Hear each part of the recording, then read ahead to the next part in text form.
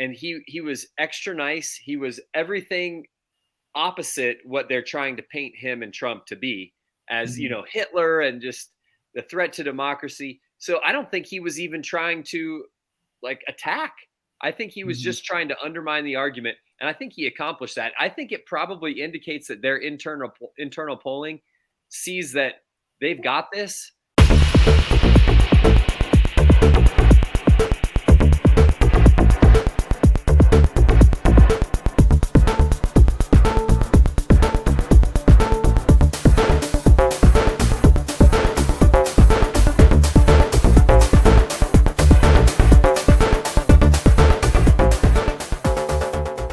And did it well. Please vote for Donald Trump. And whether you vote for me or vote for Tim Walz, I just want to say I'm so proud to be doing this, and I'm rooting for you. God bless you, and good night. Senator Vance, thank you. And thank you both for participating in the only vice presidential debate of this election cycle. I'm Margaret. Yeah. I thought that was a good closing statement by Vance. It was. Yeah. That was right on the money. We need change, which is great to use their whole mantra of progress, change. They have no standards, so it's just always change, change, change. But they've been the ones in office now, and they can't run away from that. And I like that he drilled down on that at the end there. 3.5 years, and they've only made the problem worse. So what's all this talk about on day one? You're 1,400 days into it. So I think that was a good closing. It was kind of like Ronald Reagan. Ronald Reagan's famous closing was, "Is your life better than it was 4 years ago?" Right. And of course, the American people knew the answer. We're paying more money for everything. And that was, of course, with Jimmy Carter. And then Reagan won big, after that. And then, of course, won again 4 years after that. So yeah, there's a contrast here between Trump's presidency and Kamala Harris's presidency. It's a huge contrast where there was prosperity during Trump's presidency. And I think people lose sight of that because there was so much chaos because of Trump derangement syndrome. Yep. There was a lot of prosperity during his presidency. And then the last 4 years, all of us are poor. We know about that. And it was media-induced Trump derangement syndrome. Hey, Joe, let me give my final sign-off here because I actually have to run. But just my overall view of what happened. Yeah. All that J.D. Vance was trying to accomplish was to make the narrative of the left seem absurd.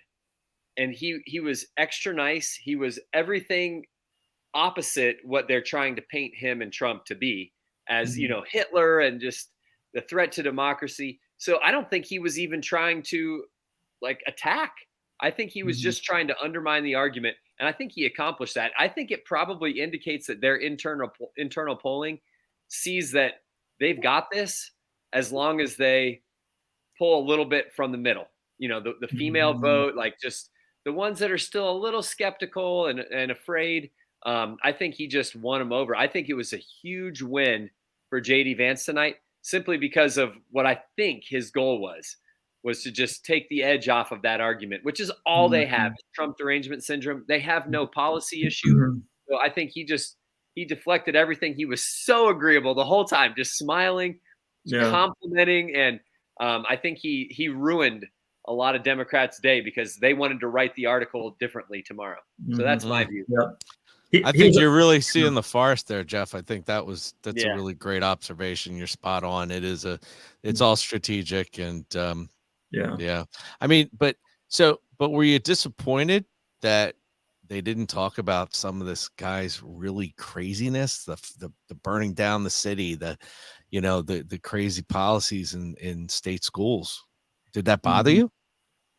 I'm not. I think strategically, this actually made sense. Like I said at the very beginning, I think there's a difference between what we know and what they need to do strategically to protect the lives of babies. They couldn't make abortion the issue the whole time because sadly, this country has drifted so far from Christianity that most people are just fundamentally immoral on the issue of abortion. And so that's right. Politically, strategically, it made sense not to go all in the way any one of us would, because we would speak for Christ. You know, That's we're right. not speaking to win an office. Yep. That's right. We have a very different station. Yeah. And God, I don't know that either Trump or Vance are born again, but I think they're more like Darius, you know, the Persian king, and those who were favorable to Israel, even though they themselves didn't know the God of Israel. That's my view of what's happening. Yeah, it's right. I mean, watching these things reminds me why I can never be a politician. I mean, Right. I can't do that. I mean, Nope. they bring up the election question. Oh yeah, they stole it. You know, I don't know. And I think, I think sometimes pastors can act too much like politicians. And of course, those are the kind of pastors that Jeff and I and Tim and Joe do not like. Because we're supposed to be more like the prophets, right? And the apostles and Jesus. But yeah, I think sometimes maybe we can set the bar too high for politicians when a lot of times they're not saved. They're in the secular arena.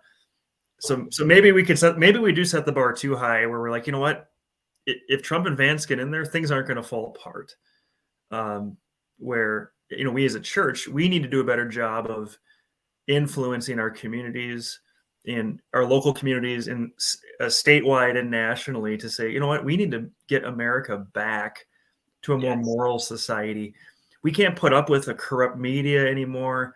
We can't put up with corrupt institutions, and it may be gone. I don't know, but the church has not been a witness the way that it's supposed to have been, and I think that's why we find, the Overton window, right? It keeps drifting further and further, and then we look like a bunch of radicals, because the church has not been a prophetic witness in society. So we do look strange, don't we? What do you think, Tim? I got to run, but I got to hear Tim's comments real quick before I go. Oh man, I just kind of thought, like, was it too mean of me to say that Waltz looked like a sad face emoji? Was that a little too mean?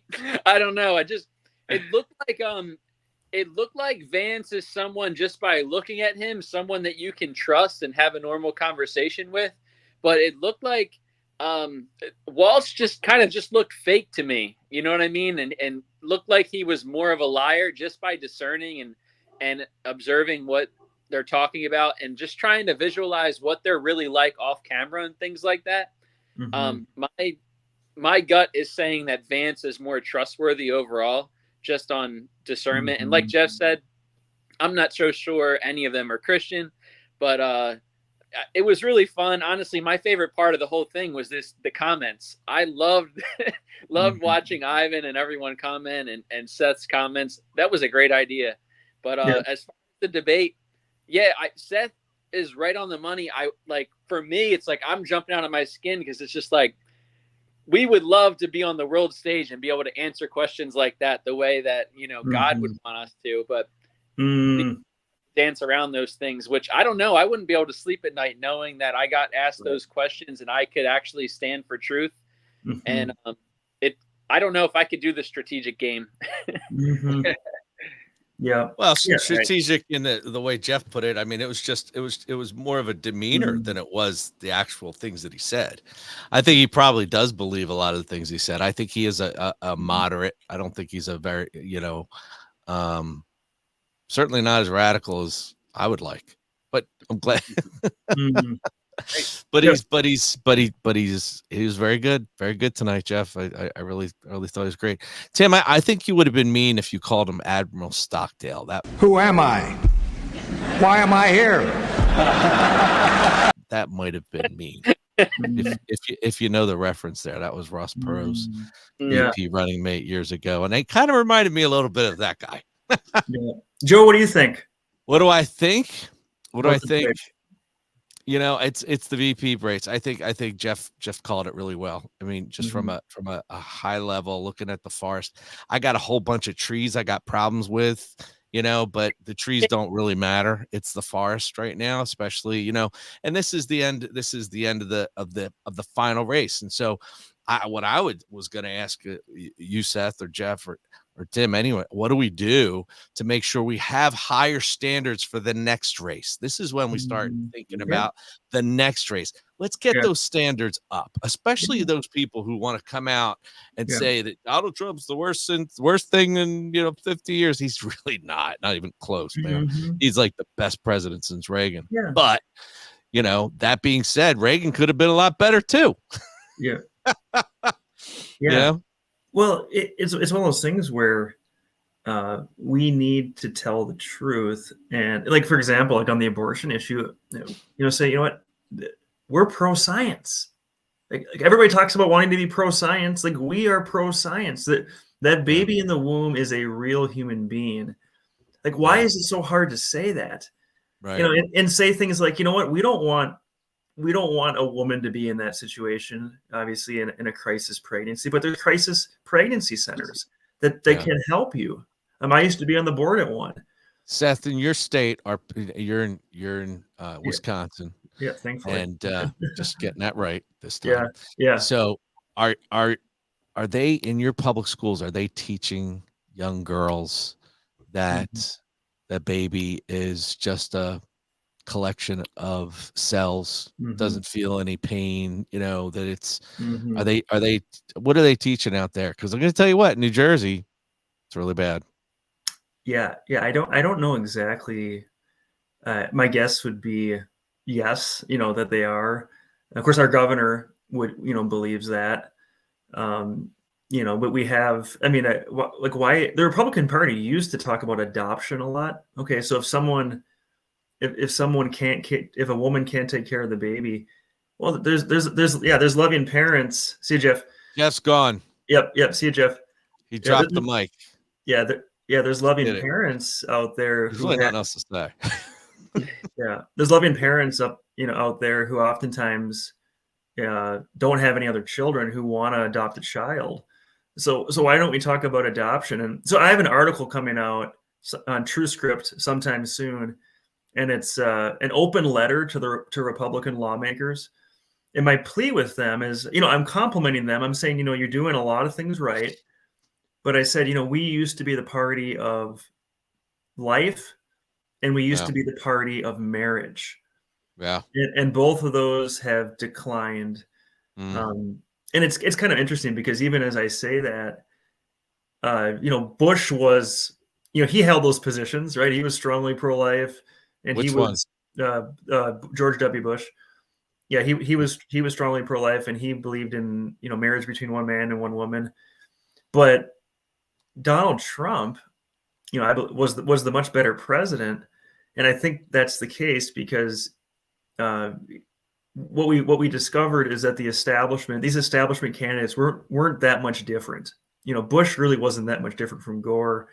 McCain wasn't that much different from Obama.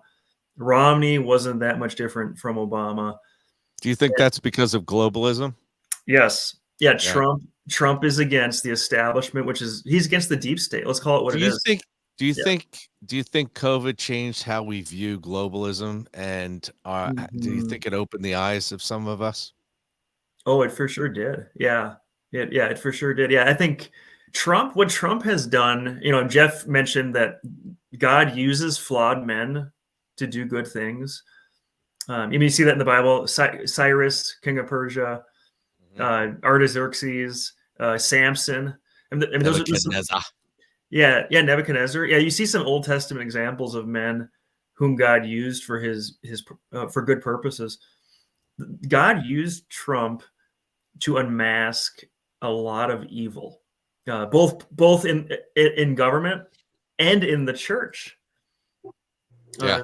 Ray Ortland is supporting Kamala Harris, for example. Yeah. Well, that shows corruption that we probably would not have otherwise seen. Well, I think it's wonderful that he has come out and said that, because he's one of those pastors that thinks that it's okay. He probably will listen to Matthew 5 in the Sermon on the Mount and hear Jesus say that if you lust after another woman, that it's a sin. But then he's going to turn around and say, if you lust after someone of the same sex, it's not a sin, right? So he's one of those guys that's just inconsistent and arbitrary, and that's not Christ. Mm-hmm. Not Christ-like. Yep, that's right.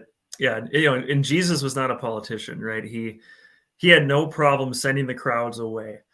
And of course, there's that scene in John 6, right, where Jesus looks to his disciples after the crowds left and says, "Are you going to leave too?" And then Peter says to him, "Only you have the words of eternal life." Right? Yeah. So it's just it's kind of disheartening seeing politicians debate. But Tim, let me ask Tim something. Tim, did you do you think? Well, how do you think we should prepare youth to get involved in politics? What do you think? I mean, how do we raise up some spiritual leaders? I mean, I think, like, my gosh, wouldn't it be great? I think Trump's got a great insight, but wouldn't it be great if he actually knew his Bible, or he could say 1 Corinthians correctly? Well, I think Joe S. has this really good comment on there. Politicians appeal to people. Mm-hmm. And the reason why Seth, me, or Jeff would really have a hard time appealing to people is because we're not trying to please people. We're trying to please Christ. And I think I would love to see, and I think there would be a big following of people if someone really did come out as an actual born-again Christian that knew their Bible and started running. I don't know, like, who knows what God can do. Yeah. I'd love to see that way more. But as far as youth, I think that we could, educate them on seeing the forest through the trees like Jeff did. Mm-hmm. Like, we need to educate them on the Bible. So, the Bible strengthens discernment. And I think they're not going to know how to discern things from the world. The world is going to teach them more so to be a Democrat or to see things the way the world does. So really, I think preparing them with the Word of God so that they can think for themselves and have a biblical perspective. If you have a true biblical knowledge and perspective and we're taught the Bible, there's no way you can be on the wrong side. Mm-hmm. How are our kids prepared to deal with these liberals in college?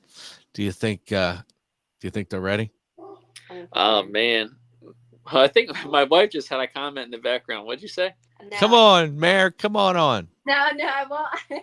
She doesn't want to come on. No, I just think that a lot of them are very unprepared in the aspect of their boldness because I feel like they are too shy majority of the time to voice their opinions, to receive any type of or deal with any type of adversity. And I think that's something that as parents, they should be reinforcing, that no matter what you're doing in life, if you're following Christ, you're never alone. So too many kids are afraid of losing friends or kind of being outcast or, being targeted. And it's like, but that's the life of Christ, that you're supposed to suffer. And it's not like you're suffering, like, in a sense of like, it's bad because where your glory is. Like, that you have, an eternity in heaven with Christ. So that's what I think that a lot of them are ill prepared for because they wrestle too much with compromise. And I think that needs to be reinforced from the parents, knowing that parents would be proud of a kid to stand up against those lies and against falsehood, come with the truth and be okay to identify with Jesus Christ. And parents being proud of that and reinforcing that more than, maybe getting a good grade or being popular or things like that. So that's because right. Kids do try to please their parents growing up. And if you have a parent that is following the Lord and loves to see their kids following the Lord, the kids are going to try to do that. Yeah. What do you think about making a debate club between the Cornerstone kids and like the public school kids? Oh man, I don't know. I would say that the Cornerstone kids win. That would be great. That'd be great. Love to see it. Some kids from church in mind that would win pretty much any debate. So I would love to. We have let's get them on. Let's get them on. That would be great. Right. Maybe they. I mean, we need to emphasize that, to be a Christian means that the world's not going to love you. Right. I mean, think about, Jesus is the only person who never did anything wrong. And look what the world did to him. They brutally crucified him on a cross. And Jesus said, what they did to me, they will do to you, right? If the world hated me, then they will hate you as well. And of course, it doesn't mean necessarily we're going to die. We could, but we will be insulted, right?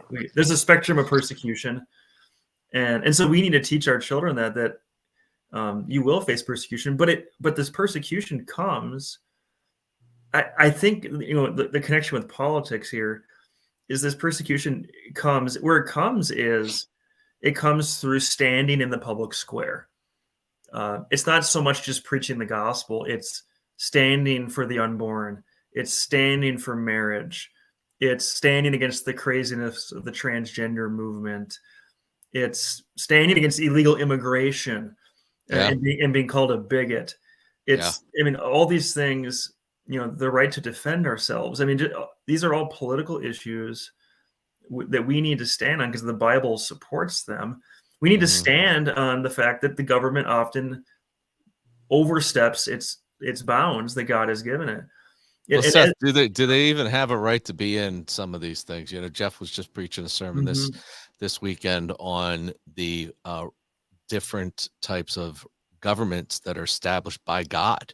Yeah. Starting with self, but then family, church, and state. Right. They're all different types of government. Right. But our state government, which is really the federal government mostly, but our states as well, they've taken over the church and the family. And of course, then that means the self. All we've got is our, not much left. Yeah. And that's what they do. They think they own our children and they don't. Right. Yeah. So you can see where persecution always comes from the government, and persecution comes from being enemies of the state. It's always been that way. We don't worship their gods. We don't follow their idols. We don't bow our knee to Caesar. So we need to remember that, so when people say Christians can't get political, well, if you don't get political, if you don't stand for biblical ethics in the public square, then you probably won't get persecuted, but you also won't be faithful to Christ. So so I that's a big point I want to make, So. How about a little question from the audience here? Well, I don't know if it's a question, it's more of a statement, but Nate DeCristofaro says the state has only taken over churches that allowed them to do so. Do you guys agree with that? Yeah, go ahead, Tim. I mean, that makes sense if you allow it, right? I don't know. Maybe you would have a better answer, Seth. Yes. I mean, I would say yes. I agree with Nate. And COVID-19, of course, is the great example of this. I think most churches in America did not understand the relationship between the church and the state. And how many people know of the Erastian heresy?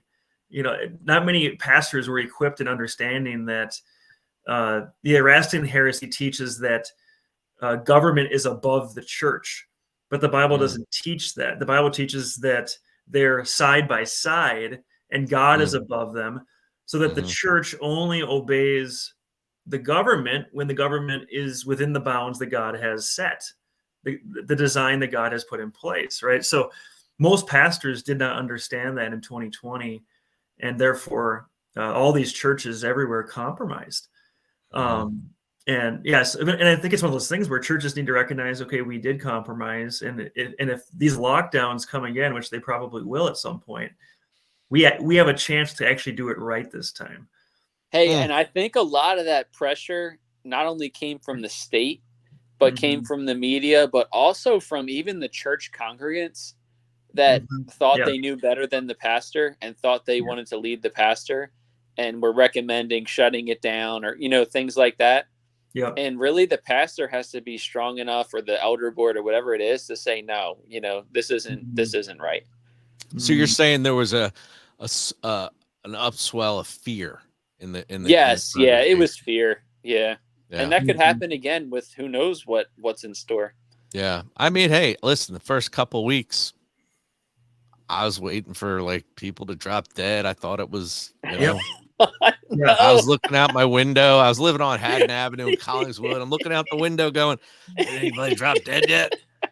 Yeah. Well, I was looking out the window Like, I'm thinking there's no way people are actually going to be wearing these masks. I look out, they have them on outside and whatnot, and I'm like, no way people are actually doing it. And then, like, you know, after a week, I'm like, no way they're still doing it. Like the next day, and then like was like almost a year into it, and I still see people still wearing the mask. I don't even, at this point, they're not afraid. They're just proving a point. I don't know, maybe virtue signaling with their mask on or whatever it is. But yeah. it was Now it's a insane. total virtual signal. What Yeah. did those kids on the street say to us that were wearing the mask? Tim, we were down in Kensington. I couldn't understand what they were saying because they had the mask on. Yeah. What? Yeah. Why you got a mask on? Yeah. I think they were saying, I don't know, I'm just comfortable wearing it. I'm like, how could you ever be comfortable wearing that? Yeah, that sounds like a and we want Butt a out president, guys, who is going to actually let us let the church do what they want, right? To truly have separation of church and state. And of course, in this election, we know what the choice is. The choice is clear. I was really glad that Vance talked about the First Amendment. That was a very strong ending. It was a great way to end. Yeah, it was a good ending. I liked how he kind of took their slogan and was like, yeah, we need a change of what's been happening. And it's true that this has been, at least since I've been old enough to view the world, this I think has been the most change in one presidential term in the world. So now it's like, yeah, we need a change from that horrible change that happened. Yeah. Amen. And I think that, I think really looking at the forest, I think Jeff was really spot on talking about how, how strategic this whole thing was. And, I look at, I called Wentz or Walls Admiral for Admiral Stockton, which was, he could barely speak, that guy. But the reality is he was very much on point. He said at the very end of that debate, he turned it all around on the Republicans, saying, you guys are trying to, make political prisoners. I'm like, wait a minute. Didn't I just watch the Democrats for 4 years try to put Trump in jail, like on 50 different? I'm like, the audacity of this man, the sheer hubris. Ugh, I couldn't believe it. He said a lot of things, if you listen like carefully, like that was really just talking about them, but they were trying to say the other side was doing that. That's what like he was saying. Like he was saying, like the winner. We just want the winner of the election to, act like a winner or something like that. And we're like, yeah, well, like we want like the win, like the whoever wins to be the winner too. But that didn't happen the first time. No. Yeah. Nope. Yeah. Sure didn't. Yeah. And I think with Vance, when you look at Vance, he's, if Christ's return delays, and who knows, it might be soon, but if there is time in the future, Vance is the kind of guy who people can get behind, because he has something that Trump doesn't have, and that's a sense of decency. And that really came out tonight. Of course, Ephesians 4 tells us, and I know that tearing down the high places, right? This is what this podcast is all about, speaking the truth in love. And Vance did a great, I tell you what, if anybody wants to learn how to speak the truth in love, he did a great job at that tonight. And so, so there's like a decency that he had. So if he is the future of the Republican Party, I hope that he maybe gets some stronger convictions on some things, but I'm going to bite my tongue, but I would say, sorry, go ahead. I'm going to bite my tongue on that one, but I'm going to pray that you're right. Yeah. Yeah. So, but you saw the decency, right, Joe? Yeah. Like I said, I think they were both very strategic, so I don't believe anything that they're doing. Okay. You don't think it was sincere, is what you're saying? Well, no. It's not that. It's not that. I mean, I believe they think they're good people. I believe they believe that they're good people. Yeah. But you can at least see like more of a sense of self-control from Vance that Trump really doesn't have. Unbelievably good self-control. Unbelievably good self-control. But I just don't like some of his policies, some of the things he said about expanding child care, and he spoke about some other big government things, and just a little too much Yeah. Yeah. Yeah. Yeah. And I'll agree with Nate on this. You know, Nate said there is no decency in politics. Oftentimes we don't know if they're sincere, right? Now, if he is sincere, you know, God knows, you know, and that's why politics is a dirty game, man, because we don't know. Well, you know, and this is why we've got to keep an eye on them. Yeah. Real close, you know. Mm-hmm. Yeah. Trust but verify. And I think it's here's something I tell people when we talk about we'll answer this question in a second. And I'm already losing my train of thought here. Maybe okay, let's answer this question. How about that? It's too late. I don't know who Jan Sandmark is. So yeah. But I'm going to tell you what, there are. So if you talk to people in the John Birch Society, which, you know, I'm already labeling myself as, you know, that, which is fine. I think you know, people thought they were a little out there before they were predicting everything that happened during COVID. But anyway, yeah, I think he's too close to the deep state. I think we're going to find out. We're going to find out who he is. I think there's people saying that he is, but we don't know, you know, and there's, you know, people attacking him. You just don't know. You know, we gotta give everybody a fair shot. And what's the connection he has? Network. So I've heard he's got connections to different globalist groups, and he was funded. And somebody in the chat room could probably say more about this. Some of his funding came from some people that were questionable, but that doesn't mean anything. Hey, anybody wants to send me money and fund me, go right ahead. I'm not going to look into your money's green. That's fine. I'm not going to check your morals if you're green. You know what I mean? Like that. I mean, but you know, how much of a relationship did he have with certain people? Who knows? Okay, let me. This is what I was going to say. It came back to me. When we judge someone, okay, what they say does matter, okay, but what's more important than what they say is what they do, right? Because you can get someone who's going to fool you by what they say. And, you know, I hate to bring this up, but like Steve Lawson, for example, you know, this big scandal, this 5-year affair that he had with a woman much younger than him. He said a lot of good things. He said glorious things, the truth of God's word. And yet you look at his life and you're like, okay, did this guy even mean anything he said? Because, you know, the book of James says we know someone by their deeds, right? We know someone by their fruits. Jesus said that. So when we're judging someone, whether it's a politician or whether it's anybody in life, whether it's a pastor or a layman or someone in the community, what do they do? Don't be fooled by what they say. What do they do? Look at their actions. And then make a judgment on someone's character. Yep. That'd be great if we just had people that really knew their Bible. But I want to remind people, you know, like we're talking about the spirit of the age, the zeitgeist being anti-Christian right now. 100 years ago, the spirit of the age was the complete opposite. We had a lot of people that were not Christians quoting scripture left and right. Correct. So. Yeah, you know, how do you navigate that? Tim Hall's got a Matthew reference in there. I tell you what. I want to know what he was quoting, because first he started off with, "I'm not a guy that follows my own faith," but Matthew 25 or 24 or something, and I honestly missed what he said because I started laughing over him. It was Matthew 25 something, and it wasn't verse 11 because I went and looked it up. He said, "Love your neighbor as yourself." I think. Is that what it was? I think we can go back to the tape and see how he doesn't come from Matthew 25. That comes from Matthew 22. Jesus has asked the question, "What's the greatest commandment?" And then he says, "And the second is like it: you shall love your neighbor as yourself." That's Matthew 22. I'm sure going to a Lutheran rainbow flying flag. Yeah, I mean, they're not flying the rainbow flag because of Noah, right? So. Yeah, that's right. Yeah. So.